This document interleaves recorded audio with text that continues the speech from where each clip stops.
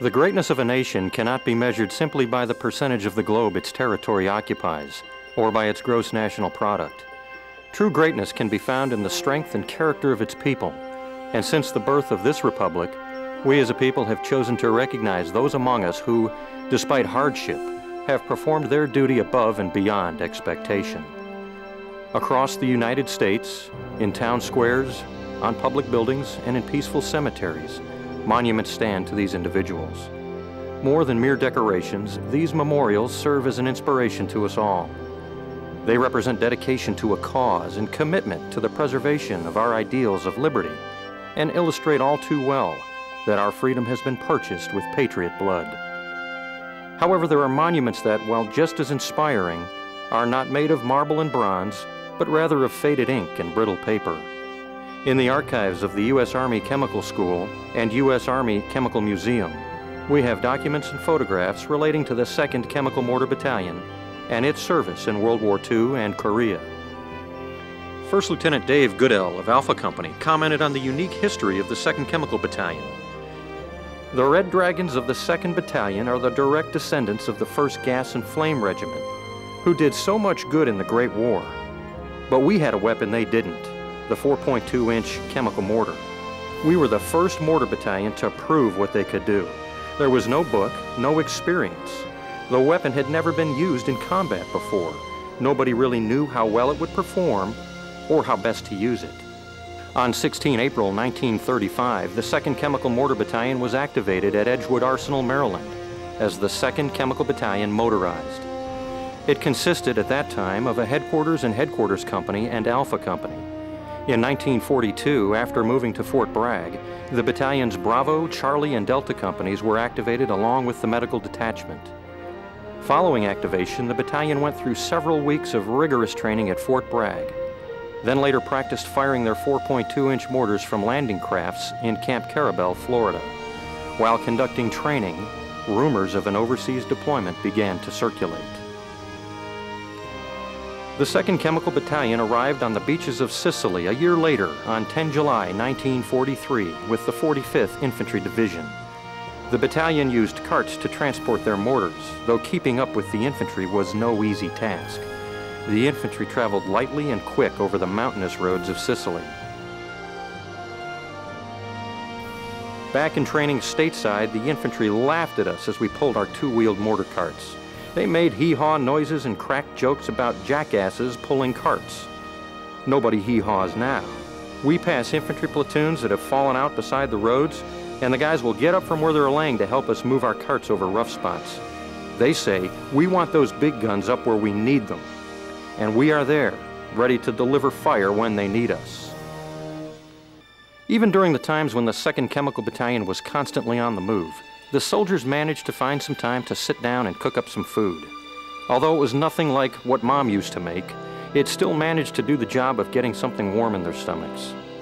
The soldiers of the 2nd Chemical Battalion used wooden boxes from mortar rounds to make fires to cook their food. With all those rounds being fired, it was never too hard to find a wooden box to cut up for the cooking fire. During the attack on San Pietro, Italy on 15 December 1943, the 2nd Chemical Battalion's mortars were utilized to support the 142nd Infantry Regiment by providing a smokescreen in preparation for the attack. While the initial attack on San Pietro was unsuccessful, the following night attack on Mount Lungo was a great success. The attack on Mount Lungo secured a piece of key terrain and made it possible for the attack on San Pietro the next day to succeed. In early May 1944, the battalion moved into positions close to Minturno, Italy, with the 85th and 88th Infantry Divisions, and began hauling ammunition for the large attack that was planned. To accomplish this task, Italian pack mule companies were made available, and special pack harnesses were improvised to carry the 4.2-inch mortars. When the attack finally began near Minturno on 11 May 1944, it was touch and go for the infantry, and for the mortars, it was constant firing. In the initial preparation, the unit fired 1,267 rounds in the first 15 minutes. 5,293 rounds were expended in the first 24 hours of the attack, approximately 1/4 of which was white phosphorus. The 2nd Chemical Battalion performed brilliantly. Their high explosive rounds paved the way for the infantry's success, and white phosphorus rounds screened every movement made by the infantry. In late May 1944, the 2nd Chemical Battalion was once again attached to the 85th Infantry Division and moved into positions to support an attack on Rome. On 4 June, Rome fell without a fight, and thus ended the 2nd Chemical Mortar Battalion's part in the Italian campaign. Victory had been achieved after overcoming many major difficulties and surviving untold hardship and danger. General Clark, 5th Army Commanding General, was quoted as saying he would never commit an infantry division without an attached chemical mortar battalion. The battalion then occupied a rest area just north of Rome, and for the first time in a year, relaxed and rested without the thoughts of things to come. Following the victory in Italy, the 2nd Chemical Battalion arrived in France in August of 1944. Alpha Company occupied 28 gliders for the trip into France as part of the Airborne Task Force for Operation Dragoon. The remaining companies landed on France's beaches relatively unopposed. Upon arrival, Alpha Company assembled their soldiers and equipment, and the unit was ready for their mission to link up and support the assault on Lemieux. Alpha Company accomplished its mission in this operation with great success, and now wears the glider badge as one of its most treasured possessions. Also, it was determined from German documents captured in that sector that the 4.2-inch mortars were given an A1 priority by German artillery as its counter-battery target, further attesting to the accuracy and casualty effects of the 2nd Chemical Battalion. In November 1944, the battalion moved to the vicinity of Courtlevent, France. There they fired the first rounds that would land on German soil. During the night of 29 November, all companies moved into position in St. Louis, France, and prepared to fire in support of the attack, as well as at targets of opportunity on call from forward observers. The attack was successful largely because of the effect of the mortars. Throughout the rest of World War II, the 2nd Chemical Battalion would participate in the defense of the Saar River line and then move on to help with the breaching of the Maginot and Siegfried lines. Finally, they would eventually cross the Rhine River, and at the end of the war, the 2nd Chemical Battalion would find themselves in the vicinity of Salzburg, Austria. It had been 670 days since the 2nd Chemical Battalion landed in Sicily on 10 July 1943. They had spent 511 of those days in actual combat. The 2nd Chemical Mortar Battalion was inactivated on 26 July 1946 in Germany. During World War II, 2nd Chemical Battalion soldiers earned 2 Legions of Merit, 17 Silver Stars, 94 Bronze Stars, and 248 Purple Hearts. On 1 February 1949, the 2nd Chemical Battalion was activated again at the Army Chemical Center in Maryland, formerly known as Edgewood Arsenal.